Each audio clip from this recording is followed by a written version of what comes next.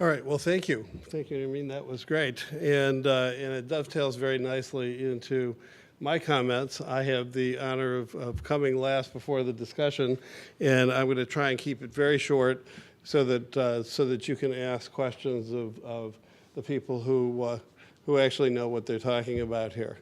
So let me talk about the role of the press. I think His Grace has given you a very good and I think robust understanding of what the press is and how it has changed over time.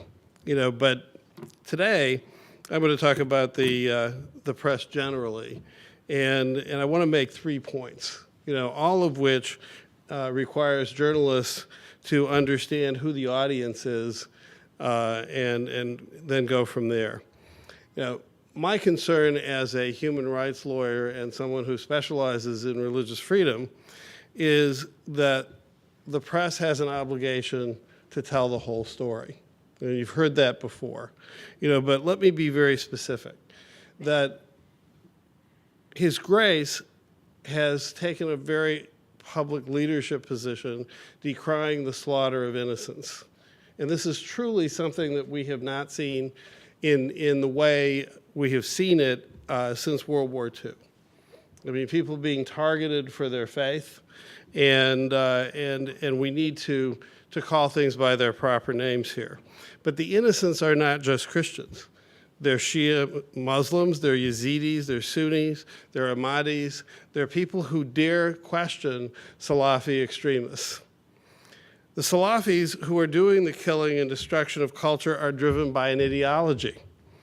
Where's the serious coverage of what the ideology is, who supports them, and what our government's doing beyond boots on the ground or death from the air by bombs and drone-borne missiles? This is an ideological struggle we're talking about. Daesh, what we call ISIS, is seeking to reshape the identity of an entire region by destroying its history, its cultural identity, and the communities themselves. So if you think that the winged bulls or the winged horses in Mosul are the end, the Sphinx is coming. The United States cannot. The next reason why I'd say that journalists need to be very, very serious about their coverage and the depth of that coverage is that the United States and the West, the Western world, and even the friendly countries of the Muslim world, in the Middle East, in the Middle East, Africa, and South Asia, cannot develop a coherent strategy without the press telling the whole story in all of its dynamic complexity. First of all, unless we're clear about the nature of who the enemy is, we cannot possibly come up with a strategy to fight him. Our enemy is a criminal network, not Islam. It's more like the narco-terrorist networks that we deal with in South America than it is a religious movement. This is why the president of France, François Hollande, refuses to use the term ISIS or ISIL, because this network of criminals is neither Islamic nor a state. And we have to be very careful to get our terms right. And then third, the task is to take down that network, from the head cutters to the bankers who launder their money, and the sheikhs who provide it, and the imams who incite the violence. Keep the focus on the network. And then lastly, and this is where I want to echo what other people on the panel have said, that the press needs to help the Christian, Muslim, Jewish, and other American communities of faith and the atheists to understand that the vital role that they have to play as believers and non-believers in this struggle.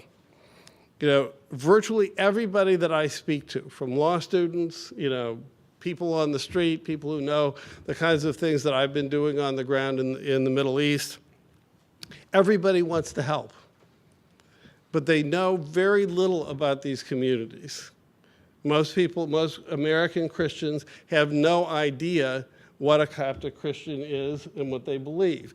In fact, His Grace said yesterday at a meeting at which I was privileged to attend, some people even wonder whether Eastern Christians, the Syrians, Chaldeans, and Copts, among others, are even Christians.